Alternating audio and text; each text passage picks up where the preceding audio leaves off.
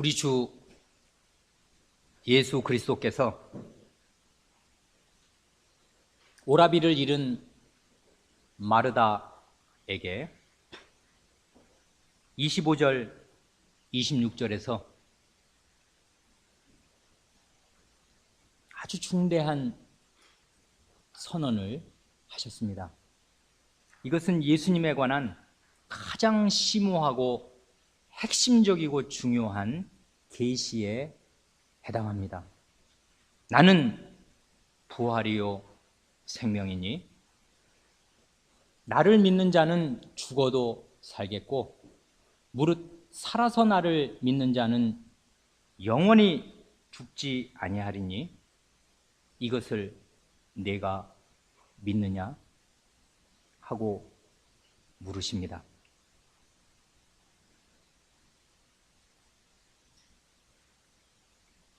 나를 믿는 자는 죽어도 살겠고 하는 이 말씀은 나는 부활이요 하는 말씀의 부연 설명입니다.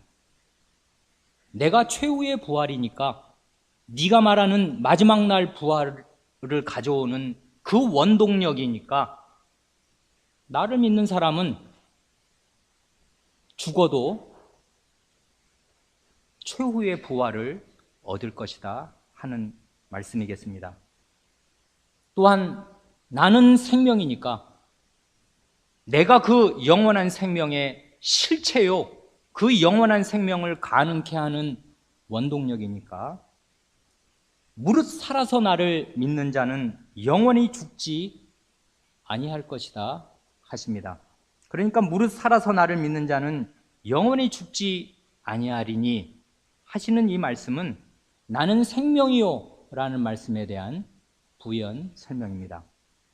그런데 우리말 번역으로는 대단히 훌륭한 번역입니다만은 무릇 살아서 나를 믿는 자, 이 말의 원래 뜻이 무엇인지 정확히 알기가 어렵게 되어 있습니다. 그래서 흔히 잘못 읽기를 무릇이야 무슨 뜻인지 그냥 건너 지나가는 말처럼 생각하고 무릇 대개 그런 말이겠구나 하고 살아서 나를 믿는 자, 그러니까 우리처럼 이렇게 살아서 안 죽었잖아요. 지금 살아서 숨 쉬면서 돌아다니면서 살아있는 동안에 나를 믿는 자는 영원히 안 죽는다, 이 말씀을 하신 것으로 생각하기가 쉽습니다.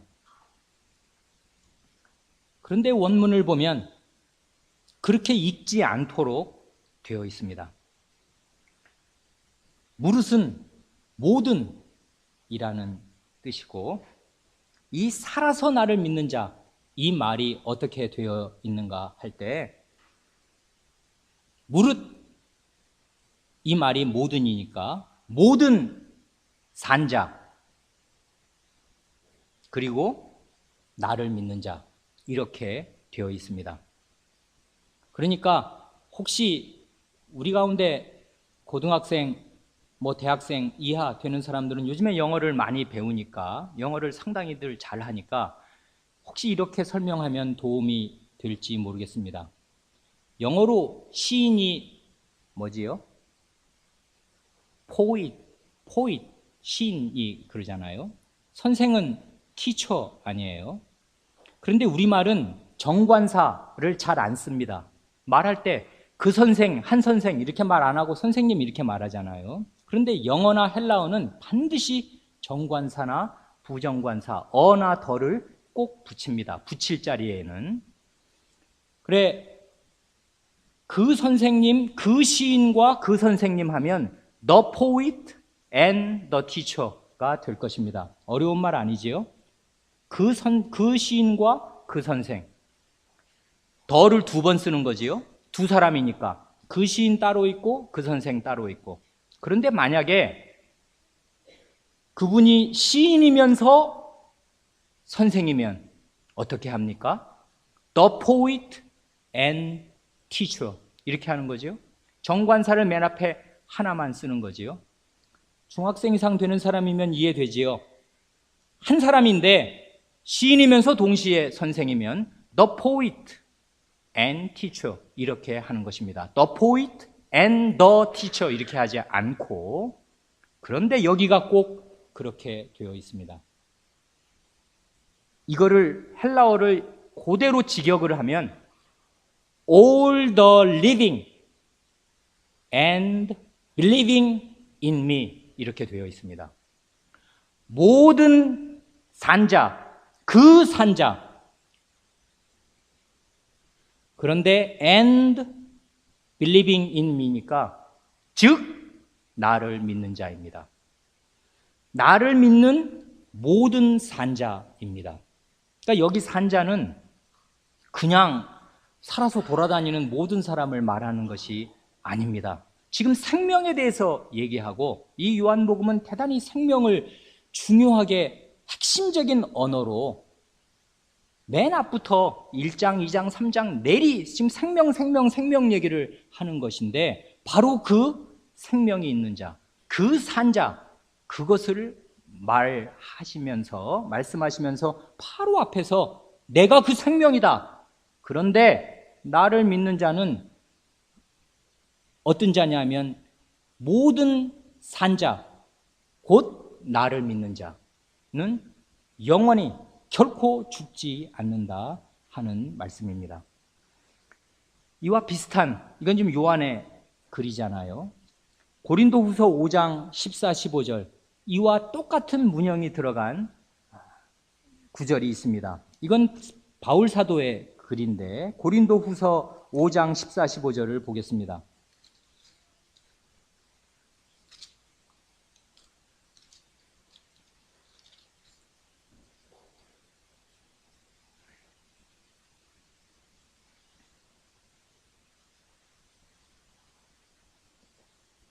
고린도후서 5장 14절 그리스도의 사랑이 우리를 강권하시는도다.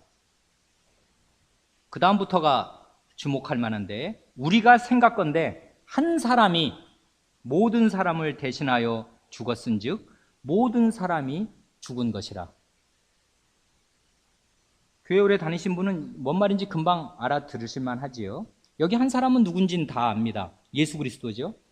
예수 그리스도께서 모든 사람을 대신하여 죽었다 할 때 이 모든 사람이 실제로 전 세계에 있는 모든 사람은 아닙니다.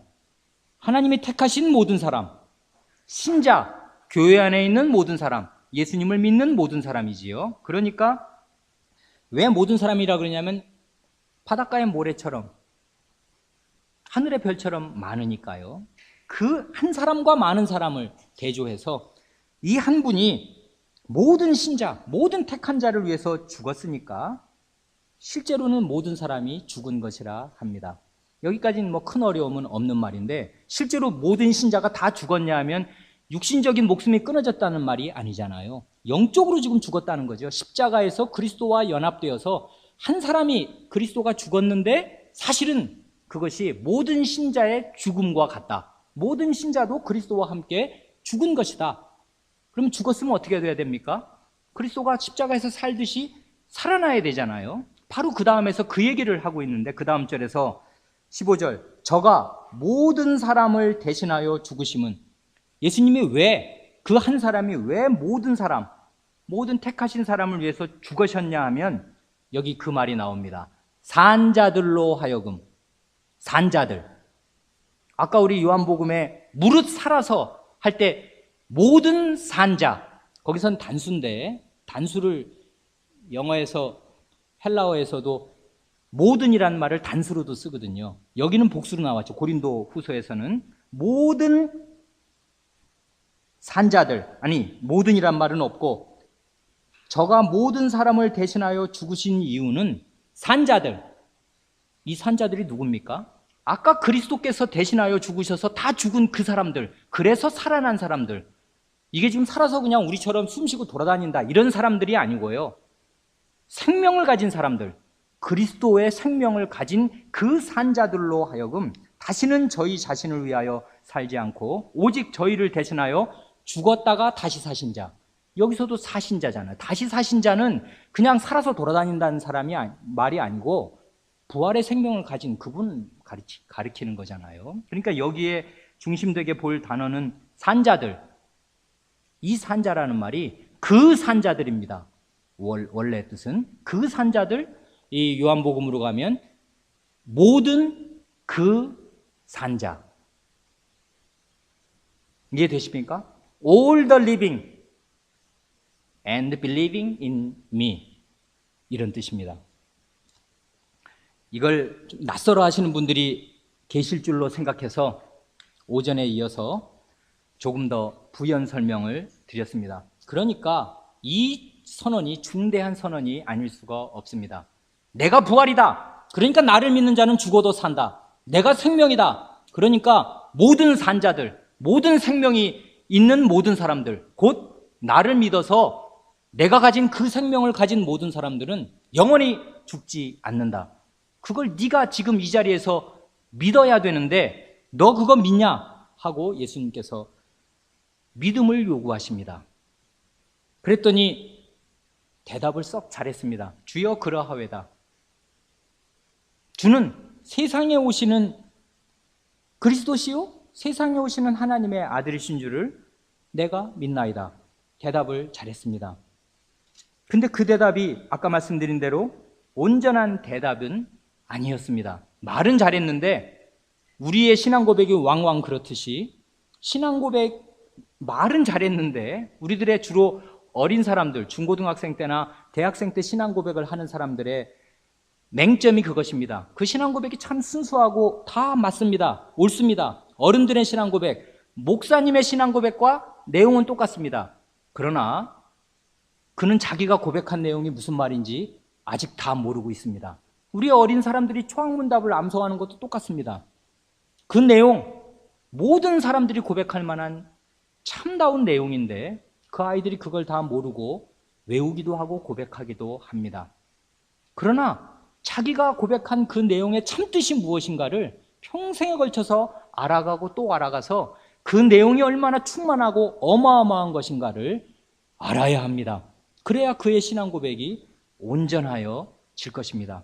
이 사람은 신앙 고백은 참 잘했는데 실제 현실을 들이대니까 그 신앙 고백의 내용이 무엇을 뜻하는지를 아는 그 믿음으로 현실을 돌파할 수는 없었습니다. 그의 신앙 고백은 그러니까 상당히 관념적이었습니다. 이 현실의 무게에 눌려서 현실을 뚫고 나갈 신앙 고백은 아직 되지 못하였습니다. 그 다음에 된 일을 보겠습니다. 신앙 고백을 잘해놓고 주님은 그게 얼마나 비어있는지 금세 아셨을 텐데 아무 말씀 안 하시고 신앙 고백을 하는 대로 받으셨습니다. 그래 이 신앙 고백을 주여 그러하외다. 주는 그리스도시요 세상에 오시는 하나님의 아들이신 줄 내가 믿나이다 해놓고 이제 급히 집으로 돌아갑니다. 지금 동네 밖으로 나온 거잖아요. 집으로 가서 28절로 31절입니다.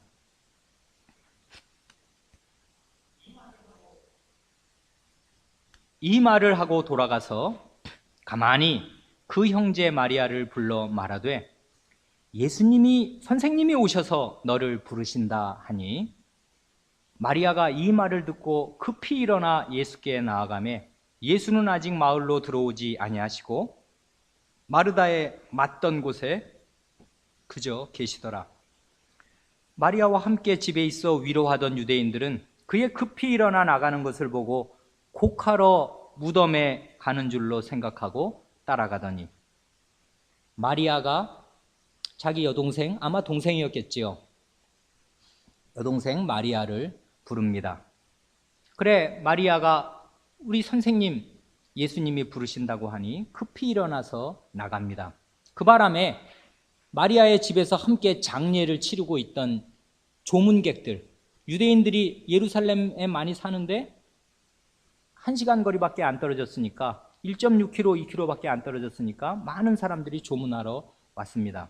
그래 여러 유대인들이 결국 마리아를 따라간 결과로 예수님 주위에 지금 갑자기 사람들이 많이 있게 됩니다. 그렇죠? 예수님이 계시고 동네 밖에 예수님의 제자들이 있고 그 다음에 그 마리아가 있고 마리아를 따라온 유대인들이 지금 예수님 주변에 있게 되었습니다. 30절에 예수께서는 왜 아직 마을로 들어오지 않으셨을까? 그걸 의심하고 수수께끼처럼 생각하는 해석자들도 있는데, 우리 생각에 그건 그렇게 어려운 일이 아닙니다.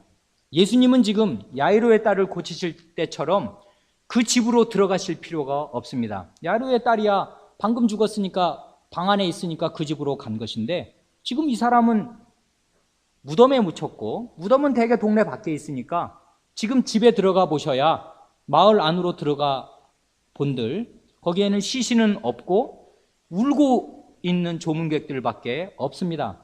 예수님은 지금 나사로를 살리러 오신 것이니까 동네 밖에 여전히 계시는 것이고, 동네 밖에 있는 무덤으로 가시면 될 것입니다. 그러니 동네 안으로 들어갈 이유가 없습니다. 다만 여기서 주님께서는 마리아를 기다리셨습니다. 마리아가 왔습니다. 예수님 어른 앞에 와서 자기 몸을 보이는 거지요. 예수님 계신 곳에 와서 보이고 그 발 앞에 엎드려 가로되, 주께서 여기 계셨다면 내 오라비가 죽지 아니하였겠나이다.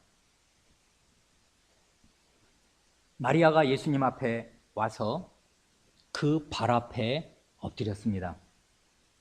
일단 이 마리아의 태도는 우리가 본받을 만한 것입니다.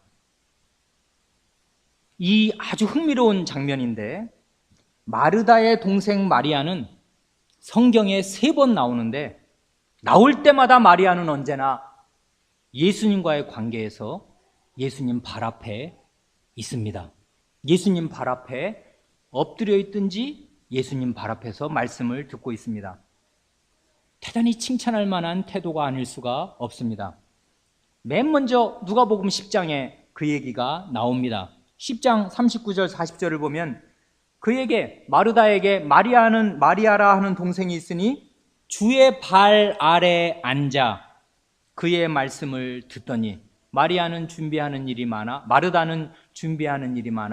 마음이 분주하니라. 우리가 이거 유명하게 아는 거잖아요. 이 일 있기 좀 전에, 얼마 전에, 누가복음 10장이니까 24장 중에 중간 앞부분이죠. 예수님께서 이 집에 가끔 지나다니실 때 이 집에 들르십니다. 식사 대접도 받으십니다.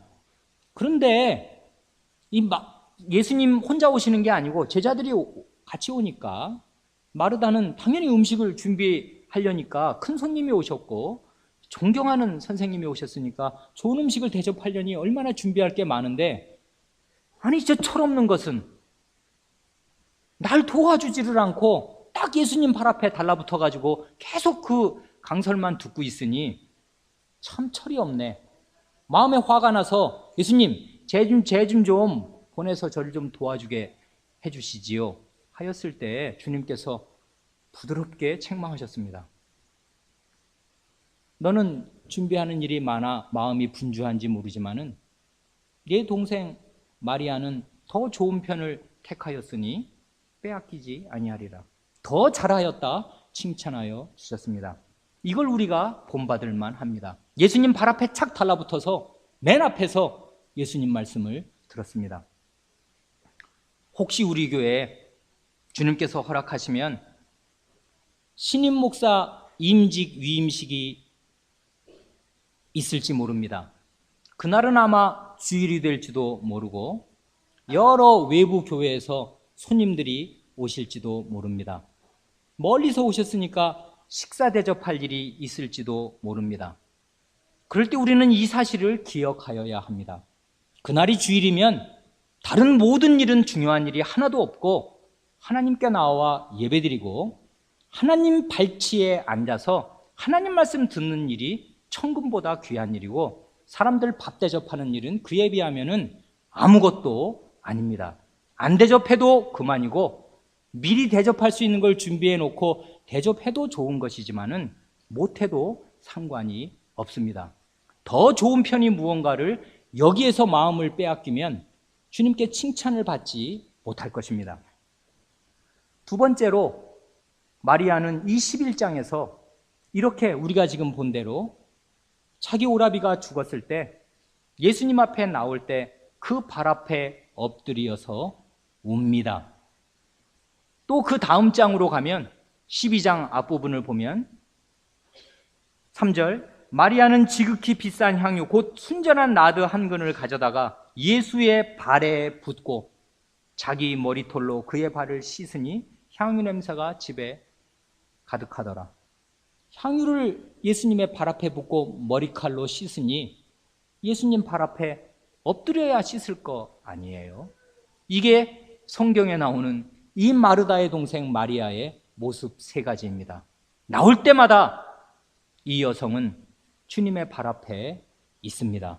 말씀을 듣든지 자기의 가장 슬픈 일이 있을 때 주님 발 앞에 엎드려 울든지 가장 감사할 일이 있을 때 주님 발 앞에서 향유를 부어드립니다. 대단히 모범적인 사람이고 그래서 향유를 부은 여인으로 초대교회의 이름이 유명하였습니다. 주님께서도 그것을 인정하여 주셔서 천하만국에 복음이 전파되는 때마다 이 여자의 행한 일도 기억하리라 하셨습니다. 그런데 태도가 매우 좋았지만은 마리아의 말은 마르다의 말과 토시 하나 다르지 않고 똑같았습니다. 주께서 여기 계셨으면은 내 오라비가 죽지 아니하였겠나이다. 참 아쉽다는 것입니다. 이 능력이 많으신 이 하나님께로부터 오신 이 선생님, 우리 삼남매를 참 아끼시고 사랑하시는, 우리가 서로 마음과 마음을 통할 수 있는 이 귀한 분이 왜 이렇게 늦게 오셨나? 조금만 사나흘만 일찍 오셨으면 얼마나 좋았을까? 틀림없이 우리 오라버니는 안 죽었을 텐데. 그 말은 예수님을 상당히 믿고 신뢰하는 것이기도 합니다. 예수님이 계셨으면 안 죽는다, 이 사람은. 이렇게 믿은 것이니까 예수님을 믿었습니다마는 오전에 말씀드린 대로 그 믿음은 반쪽 믿음이었습니다. 뭐가 반쪽이냐면 죽으면은 예수님도 손 못 쓰는 거 아니냐. 죽었는데 예수님도 이제 어떡하랴. 그 정도로 생각하는 것입니다. 그리고 살짝 아쉬움과 원망하는 마음, 책임을 돌리는 마음도 없지 않아 있습니다. 예수님이 계셨으면 안 죽었을 텐데. 그렇게 생각합니다. 33절로 38절을 이제 읽을 텐데 33절과 35절 말씀이 우리의 눈을 번쩍 뜨이게 합니다. 33절부터 38절, 예수께서 그의 우는 것과 마리아가 지금 울지요?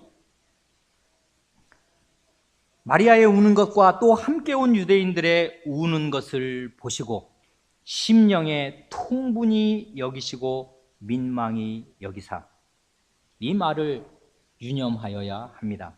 가라사대 그를 어디 두었느냐?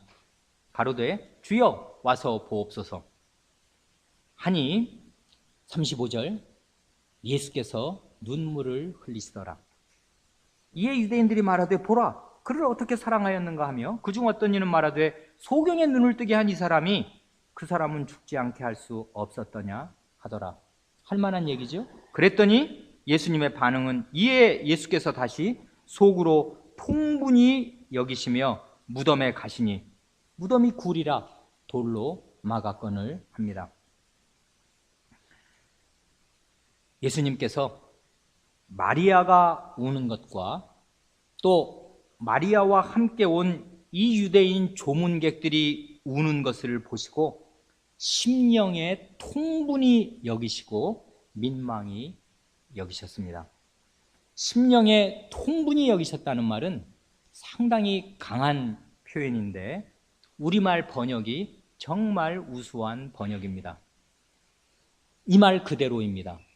통분이라는 말은 어린아이들은 한자말은 주로 이렇게 바꿔서 쓰기도 하거든요. 분통과 똑같은 말입니다. 마음에 분통을 터뜨리셨다 하는 말과 같습니다. 분노하셨다, 경노하셨다 하는 말입니다.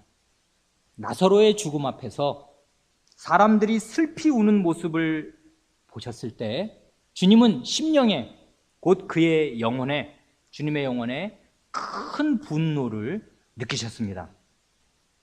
이 통분이 여기다는 말이, 이게 문제의 단어. 왜 분노하셨는가? 누구한테? 뭐 때문에? 궁금하기 때문에 이 단어는 조금 살펴볼 필요가 있습니다.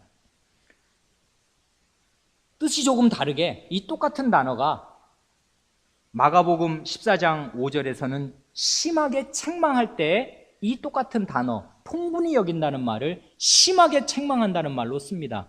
마가복음 14장 5절이 아까 그 문제에 향유를 부었을 때 사람들의 반응입니다. 어떤 사람들이 이 향유를 300데나리온 이상에 팔아 가난한 자들에게 줄 수 있었겠도다 하며 그 여자를 책망하는지라 할 때 그 책망하는지라와 같은 단어입니다. 그러니까 다른 사람을 아주 심하게 책망할 때 이 통분히 여긴다, 이 단어를 씁니다. 이건 사람들이 그 마리아한테 잘못된 반응, 격앙된 반응을 보이는 것이고 아깝다는 거죠. 지금 이게 싹 없어졌잖아요. 300데나리온이면 1년 연봉인데 요즘에 1년 연봉 사람 따라 다르지만 억대 연봉자도 있고 3, 4천만 원 받는 사람도 있는데, 아니 3, 4천만 원을 확 부어버리면 그 마룻바닥에 다 쏟아진 그거 어떻게 두어 담을 수도 없고 냄새는 진동하는데, 야, 이게 뭔 낭비냐. 세상에 어떻게 이렇게 낭비를 일삼을 수가 있을까. 가난한 사람 셌고 밥 못 먹고 굶어 죽는 사람 천지인 세상인데 2000년 전 아니에요. 우리나라 60년 전에도 굶어 죽는 사람들이 있었는데, 그런데 사람들이 굶어 나가 죽는 판국에 이 몇천만 원 되는 돈을 10분 안에 쏟아버리다니, 이게 무슨, 이렇게 화를 내는 것입니다.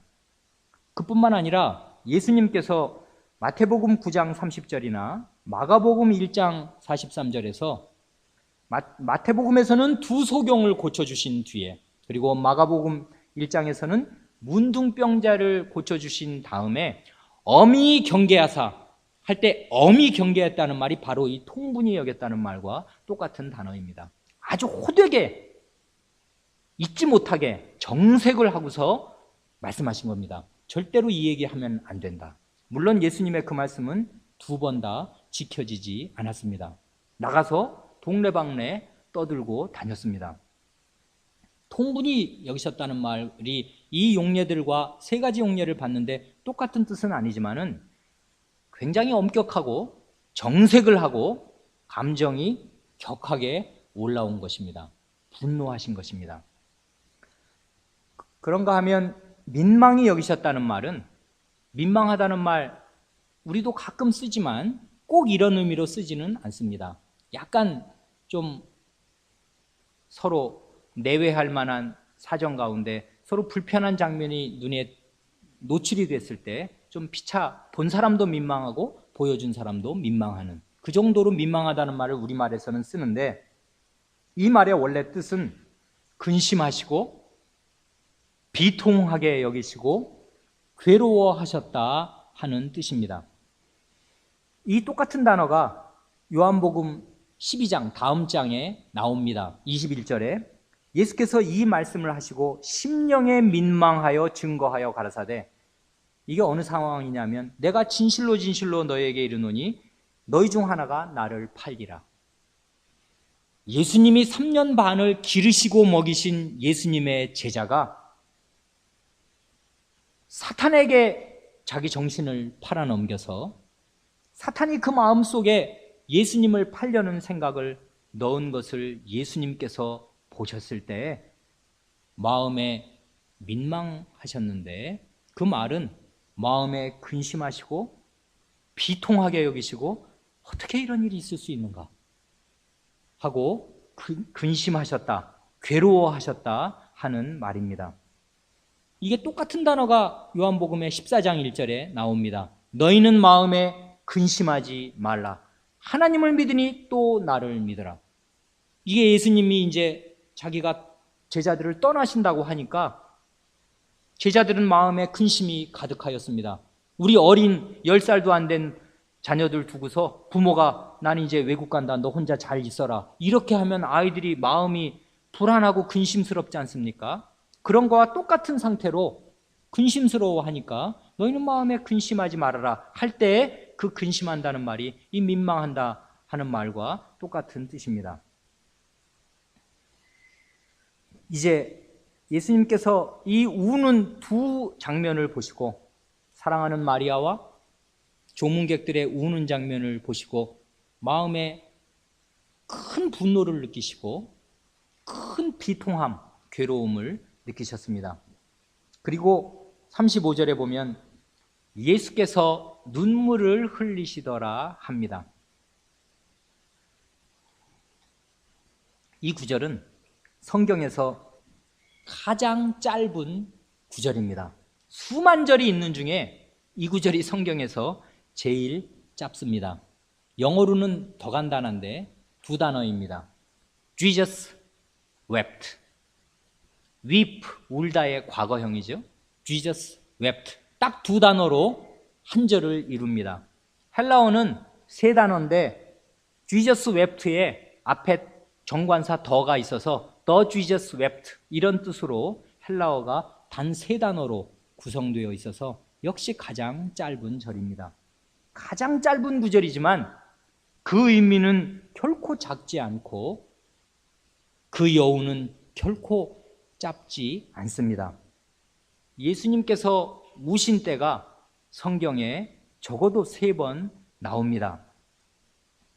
이 나중에 예루살렘 누가복음 19장에 보면 예루살렘 성을 보시고 우십니다. 원수들이 이제 토성을 쌓아서 예루살렘 성을 포위할 것이고 결국 예루살렘 성은 함락될 것이고 그러면 예루살렘 안에 있던 하나님의 백성이었던 그 사람들을 또 그 사람들의 자식들을 원수들이 와서 땅바닥에 메어 칠 것입니다. 자기의 사랑하는 어린 것들이 어린 아이들이 무자비한 폭력배와 같은 점령군에 의해서 땅바닥에 돌들에 메어쳐 죽는 것을 볼 때 부모 심정이 어떠할까를 내다보시고 성전이 돌 하나도 돌 위에 남지 않고 다 무너질 것을 주님께서 환히 내다보시면서 예루살렘 성을 보시고 우십니다. 그런가 하면 히브리서 5장 7절을 보면 이건 공생에 대한 기록은 기록이지만 나중에 기록한 것인데 5장 7절에 그는 육체에 계실 때에 자기를 죽음에서 능히 구원하실 이에게 심한 통곡과 눈물로 간구와 소원을 올렸고 그의 경외하심을 인하여 들으심을 얻었느니라 하는데 아마도 이 구절은 정확하게 밝히진 않았지만은 예수님께서 돌아가시던 그 전날 밤 겟세마네 동산에서 땀이 피가 되도록 기도하실 때에 심한 통곡과 눈물로 간구와 소원을 올리신 것을 아마 그렇게 히브리서 기자가 표현한 것 같습니다. 그리고 바로 이 장면에서 예수께서 우셨습니다. 그러면 우리가 생각할 차례입니다. 예수님께서 마음에 큰 분노를 느끼시고 비통해 하신 이유가 무엇이며 눈물을 흘리신 이유가 무엇입니까? 먼저 아닌 것부터 생각하겠습니다. 나사로가 죽었기 때문이 아닙니다. 다른 사람처럼 나사로가 죽었으니까 예수님도 내가 사랑하는 그 나사로가 죽다니 슬프다 해서 우신 것이 아닙니다. 예수님은 자기가 할 일을 알고 계시고 바로 조금 잠시 후에 그를 다시 살리실 것입니다. 그리고 나사로와 함께 있지 않은 것이 제자들의 믿음에 도움이 될 것을 아시고 그것이 기쁘다고 15절에서 이미 말씀하셨습니다. 그런데 여기서 어떤 사람들이 생각하듯이 예수님이 일부러 늦게 와서 나사로를 죽을 때까지 기다리신 것은 아닙니다. 아까 우리가 그 나흘을 생각해 본 대로 이틀을 더 기다렸기 때문에 나사로가 그 사이에 죽은 것은 아닙니다. 말씀드린 대로 나사로는 이미 죽은 지 나흘이고 예수님은 그 소식을 듣는 그때 바로 나사로는 죽었습니다.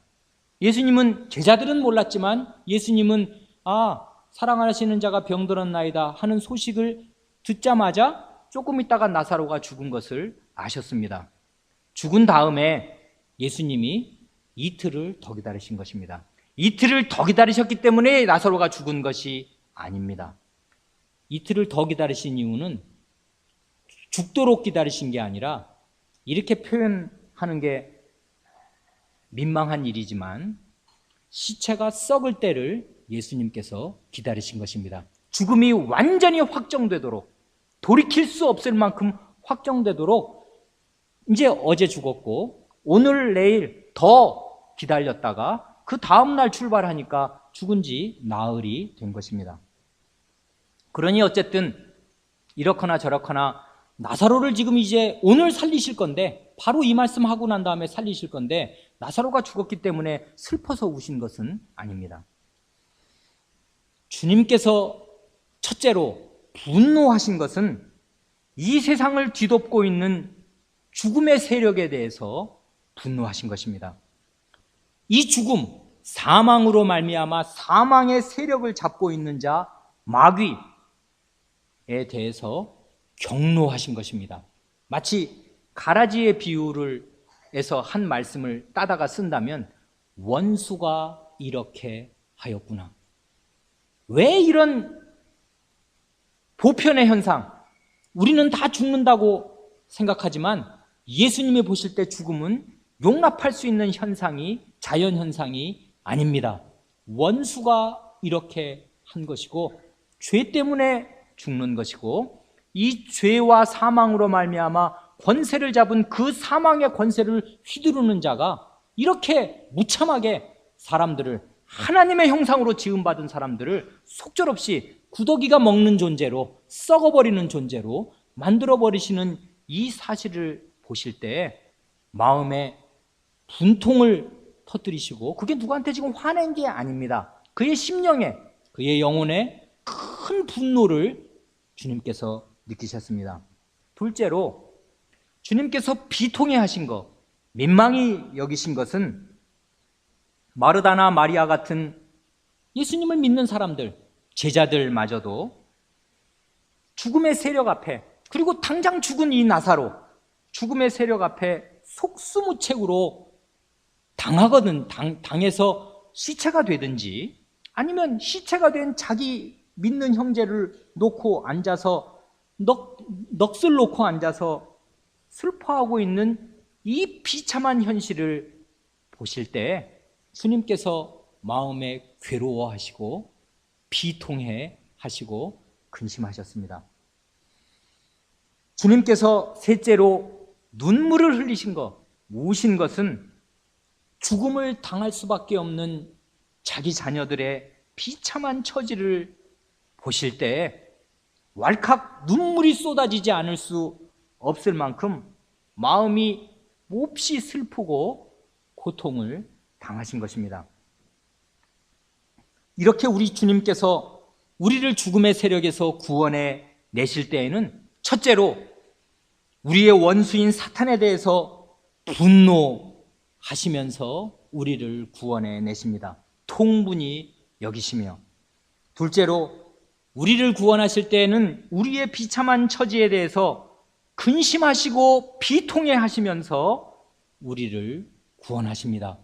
민망히 여기시며, 셋째로 고통 가운데 있는 우리에게 오시고 친히 오실 때 우리를 불쌍히 여기는 마음으로 마음이 찢어질 듯이 아파서 큰 고통을 느끼시고 그 눈에 눈물을 흘리시면서 우리를 구원하십니다. 주님은 자기 능력이 많으니까 턱턱 죽은 사람 살리고 자 봐라 이렇게 자기 능력을 전시하는 분이 아닙니다. 말 못할 슬픔을 마음에 느끼시면서 우리의 고통 가운데 들어오셔서 그 고통의 원인을 해결하여 주십니다. 강설 가운데 무슨 예를 드는 것이 대단히 조심스럽고 오해를 불러일으킬 수가 있기 때문에 대단히 조심스럽습니다만은 이 말을 조금이라도 더 잘 이해하시도록 그냥 잘 가지치게 하시면서 들으시면 좋겠습니다. 예를 든다면 우리 가운데 서너 살 된 아장아장 제일 이쁜 우리 아기들 몇 명 있는데 아이가 실종됐습니다. 놀이터에 나갔는데 깜빡 안 보는 사이에 없어졌어요. 부모가 가슴이 타지요. 미아 신고를 하고 하루가 지나고 이틀이 지나고 안 보입니다. 아버지가 직장 그만두고 엄마도 정신 나간 여자처럼 온 동네방네 아이를 찾으러 다닙니다. 못 찾습니다. 그렇게 10년이 지났습니다.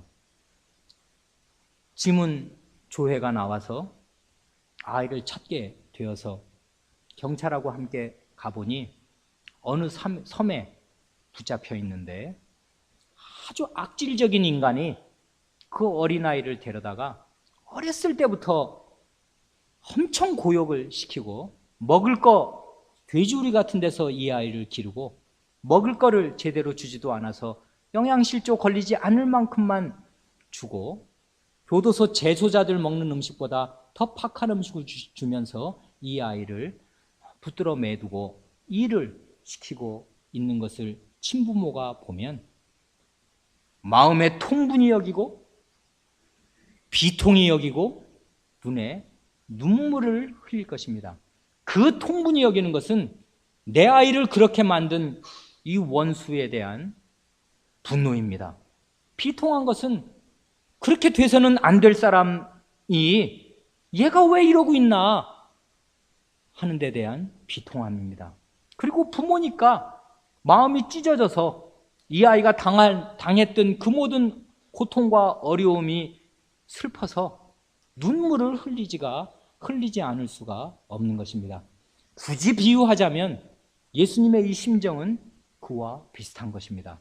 자기 사람들이 이렇게 죽음 앞에 속수무책으로 넘어지고 울고 울면서 아무 도움도 못 구한다고 생각하고 심지어 부활이요 생명이신 예수님이 와 서 계셔도 예수님인들 어떻게 하랴.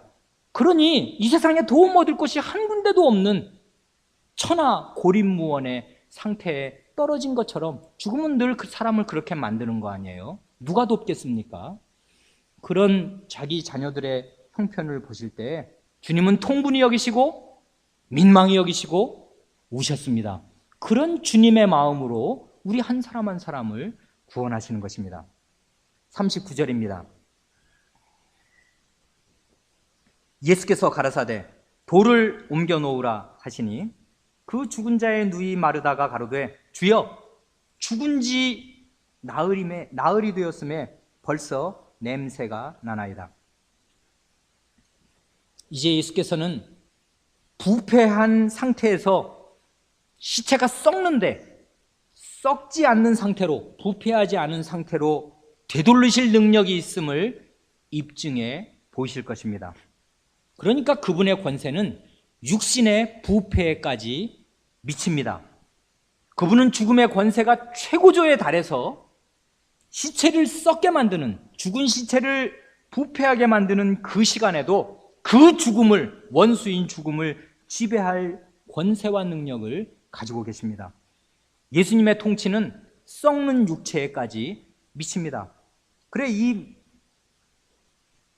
이런 것이 무슨 큰일이 아니고 이미 예스겔서 37장에서 하나님의 능력은 마른 뼈와 같이 아예 그냥 살이 다 없어진 육탈이 되어버린 마른 뼈와 해골 같은 그런 뼈들이 한데 몰려있는 그런 골짜기에서 뼈들의 살들을 다 입히고 살들이 숨을 쉬게 해서 벌떡 일어나서 큰 군대를 이루게 할 만한 그런 능력을 발휘하시는 능력인 사실을, 여호와 하나님의 능력은 그런 능력인 사실을 구약시대 때 보여주셨는데 이제는 현실로 살이 썩어?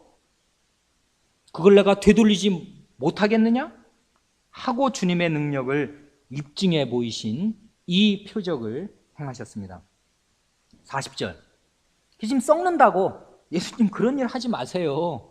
그 공연한 일 지금 하시는 거 아니에요? 라는 만류 앞에서 예수님께서 40절의 말씀을 하십니다.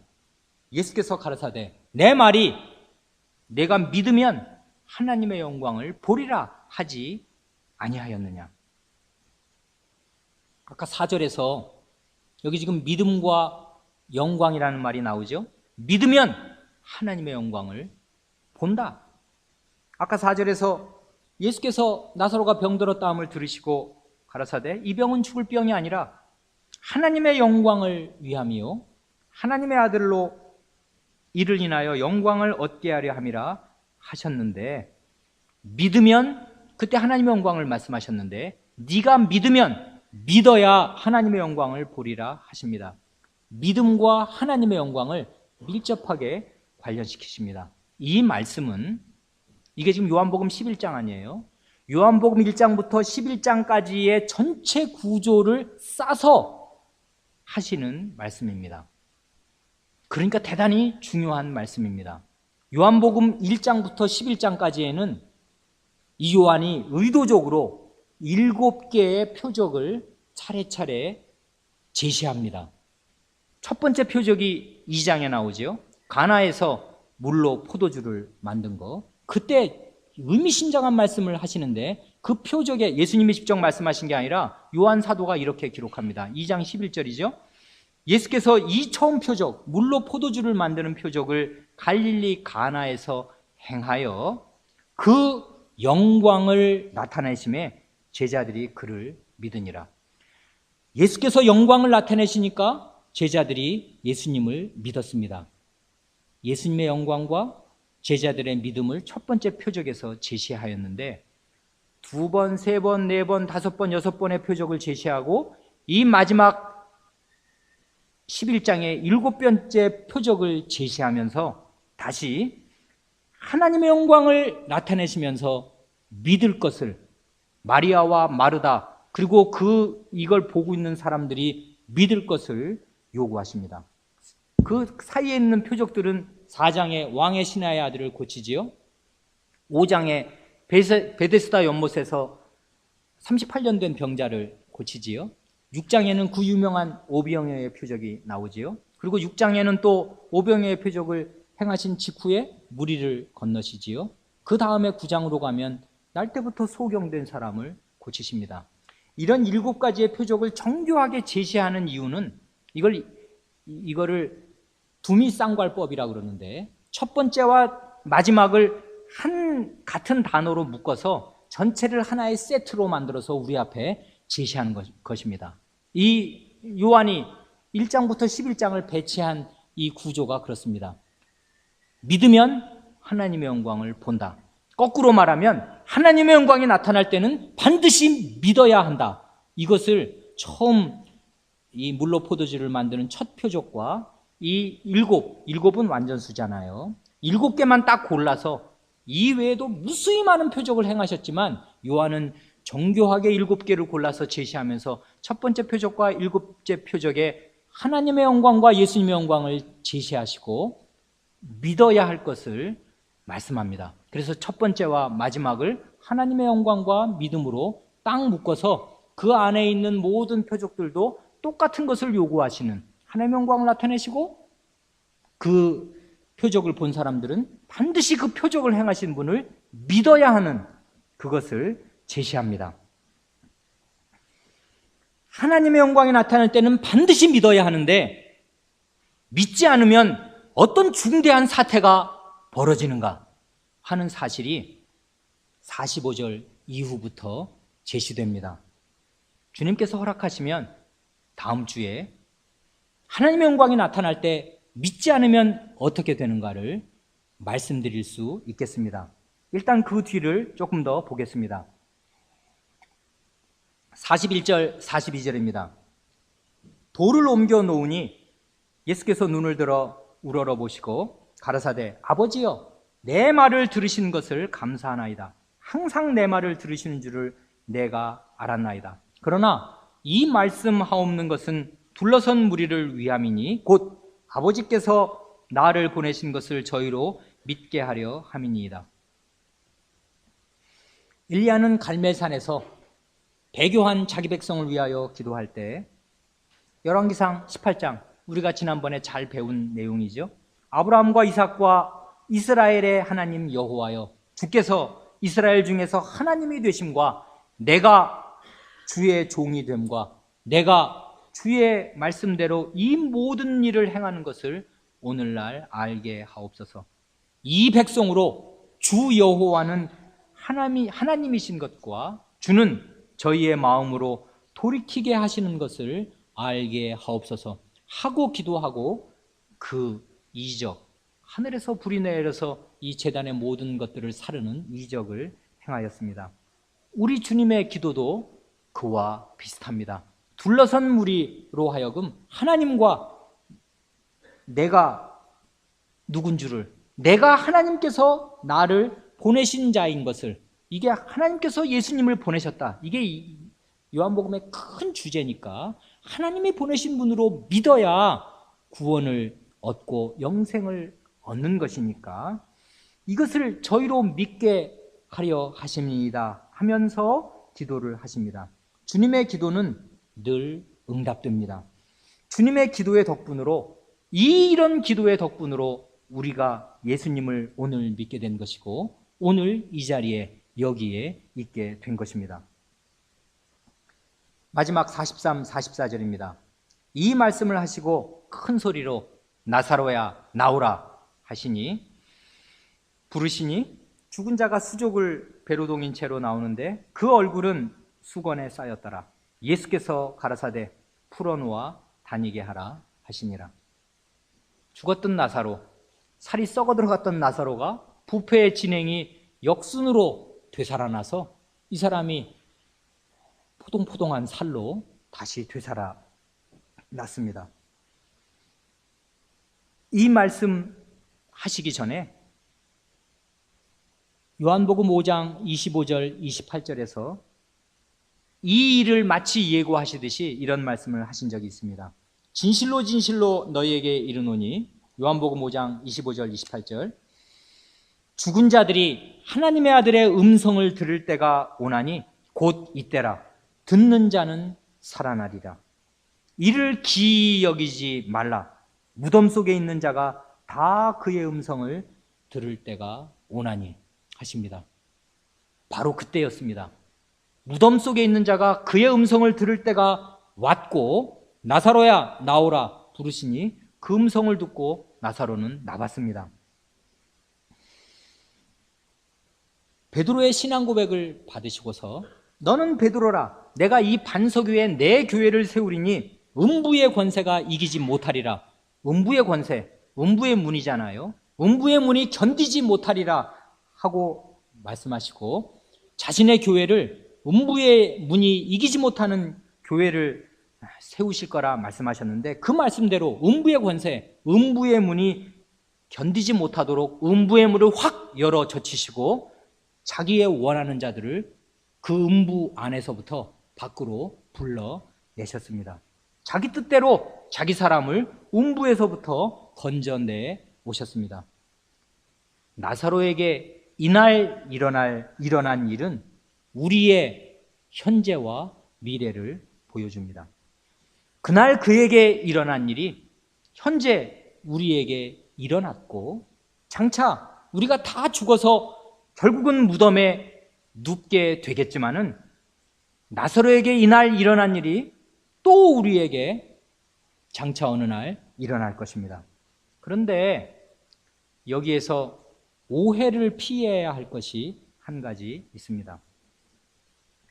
예수님께서 나는 부활이요 생명이니 라고 말씀하시고 살아서 나를 믿는 자, 무릇 나를 믿는 모든 산자는 영원히 죽지 아니하리니 이것을 내가 믿느냐? 이렇게 물어보셨으니까 혹 우리 가운데 어떤 사람 생각에 내가 믿음이 약해서 그렇지, 믿음이 약하니까 그런 거지, 예수님을 제대로 믿기만 한다면은 우리 가운데 예수님을 잘 믿다가 갑자기 교통사고를 당해서 어떤 내 아이가 아직 죽을 나이가 아닌데 20살도 안 됐고 어린아이인데 이 아이가 예수님 잘 믿고 있다가 어느 날 갑자기 죽어버리면 내가 믿음만 있으면 그 아이가 살아나야 하겠습니까? 우리가 믿음이 없으니까 그 아이가 못 살아나는 것이고 내가 믿으면 하나님의 영광을 보리라 하니까 내가 믿음을 제대로 가지고 있고 예수님이 부활이요 생명이신 걸 믿으면 예수님 믿는 우리의 친족들, 우리의 교우들이 죽은 가운데 살아나야 하겠습니까? 그것이 아닙니다. 주님께서 나사로를 살리신 것은 표적, 사인, 표적입니다. 물로 포도주를 만드신 사건처럼 하나의 표적입니다. 표적은 사인이니까 저기를 봐라 이렇게 가리키는 거 아니에요. 뭘 보라고 가리키냐면 이 표적을 일으키는 분이 누군가 그거를 봐라 하고 가리키는 사인입니다. 예수께서 누구신가를 확실히 보여주시는 것이고 예수님이 그런 능력자이신 것을 확실히 증명하여 주시는 것입니다. 그러니까 표적에서 보아야 할 것은 예수님이 누구신가 하는 것이고 그 표적의 물리적인 효과가 아닙니다. 표적의 현실적인 이득에 집착하면은 달을 가리키는 손만 보고 달을 못 보는 것입니다. 예를 들면 첫 번째 표적이 요한복음에 기록된 표적이 물로 포도주를 만드신 것이니까 우리가 믿음이 있으면 예수님은 그때나 오리나 영원토록 동일하시니까 우리가 믿음이 있으면 집에 포도주가 떨어질 때마다 예수님이 물로 포도주를 만들어 주셔야 하겠습니까? 그것이 아닌 걸 우리가 다 압니다. 물로 포도주를 만들어 주신 궁극적인 목적이 아무개 집에 혼인식을 무리 없이 잘 치르게 해 주시기 위함이 아닙니다. 그 표적을 누가 행한 분이 누구냐? 아니 어떻게 물로 포도주를 만들어? 그런데 첫 표적에서 예수님은 마지막 날에 이를 어린 양의 혼인잔치를 예표하시는 그 주인공이신 것을 그 표적으로 딱 보여주시면서 자연 환경 사실은 매년이 기적이지요. 포도나무가 물만 먹는데 나중에 그 포도 열매가 맺히는 게 기적이 아니고 뭐예요? 하나님이 그런 기적을 늘 자연 환경 가운데 일으키시는데 예수님의 능력은 그런 거를 그냥 몇 초 만에 확 당겨서 이 물이 그냥 포도주로 만들 수도 되도록 만들 수 있는 그런 능력이 있는 하나님의 나라를 가져오시는 분이다 하고서 예수님이 누군가를 가르쳐주는 게 그 표적의 목적이지, 그런 예수님을 믿으면 늘 물이 필요할 때는 포도주로 바뀌어야 하는 것이 아닙니다. 마찬가지로 예수님을 믿으면 이 죽은 너무나 안타까운 이 꼭 살아야 될 사람인데 이렇게 죽으면 안 되는데 하는 예수 잘 믿었던 우리의 신자들이 예수님을 믿으면 또 살아나고 나사로처럼 살아나야 되는 것이 아닙니다. 왜 이 표적을 행하시냐면 죽은 지 나흘이나 돼서 썩어가는 이 나사로를 살리시는 이 불가능한 것 같은 이 표적을 통해서 예수님께서는 자신이 부활이요 생명이신 그 사실, 최종적인 그 부활을 가지고 오는 지금 이 현존하는 나, 걸어다니는 나, 이 내가 마지막 최종 부활을 가져오는 그 장본인이다. 너 이걸 믿느냐? 내가 말을 했는데 그 말만 하면은 사람들이 안 믿을 거 아니에요. 그러니까 이 말을 믿을 수 있도록, 그래서 이 예수님이 누구신지를 충분히 믿을 수 있도록 예수님이 불가능한 것처럼 보이는 이 사람을 살리신 것입니다. 마치 지난번에 그 전에 어디 지붕을 뜯어서 어디 중풍병자를 혼자 운신하지 못하는 사람들 친구들이 지붕을 뜯어내고 이렇게 그 예수님 앞으로 달아내렸을 때 내 죄사함을 받았느니라, 엄청난 말인데 아니 죄사함 받았는지 안 받았는지 알 게 뭐예요?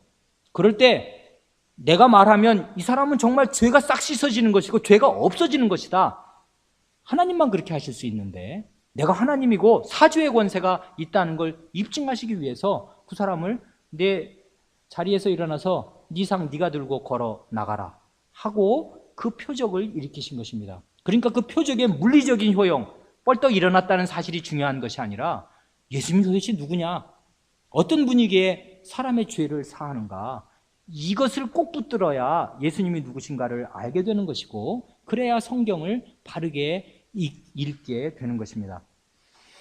예수님을 믿는 사람은 예수님이 그런 분이시기 때문에, 이 표적을 일으키신 주인공이시기 때문에 예수님을 믿는 사람은 죽어도 살 것입니다. 즉 죽음을 맛보더라도 그 죽음 뒤에 영생이 계속되다가 마지막 날에 다시 썩지 않을 몸으로 부활할 것입니다.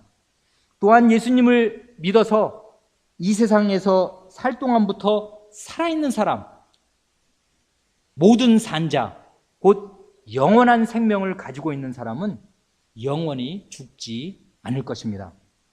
죽음의 세력이 그를 무너뜨리거나 멸망시키지 못할 것입니다.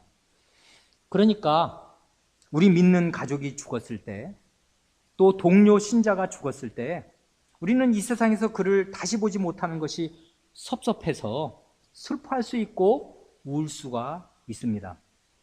그러나 예수님을 믿는 그 죽은 우리의 동료, 우리의 가족은 죽어도 살겠고 영원히 죽지 아니할 생명을 가진 사람이기에 그의 장례식을 치르는 이 시간에도 그가 그리스도의 품에서 살아있고 안식을 누리고 있다는 사실을 기억하고서 우리는 큰 위로를 얻는 것입니다.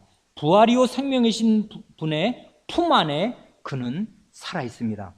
그러므로 신자의 장례식 때에는 반드시 검은색 넥타이와 검은색 정장을 입어야만 하는 것은 아닐 것입니다. 슬픔 가운데서도 한편으로 기쁜 마음으로 밝은색 넥타이를 하고 갈 수도 있을 것입니다. 함께 기도하겠습니다. 부활이요 생명이신 그리스도를 저희의 그리스도로 내어주신 하나님 아버지를 찬송하옵니다. 저희의 부활과 저희의 생명이 되시는 우리 구주 예수 그리스도를 찬송하옵니다. 예수 그리스도를 죽은 자들 가운데에서 벌떡 일으켜 세우시는 무궁한 능력의 소유자이신 성신님을 찬송하옵니다.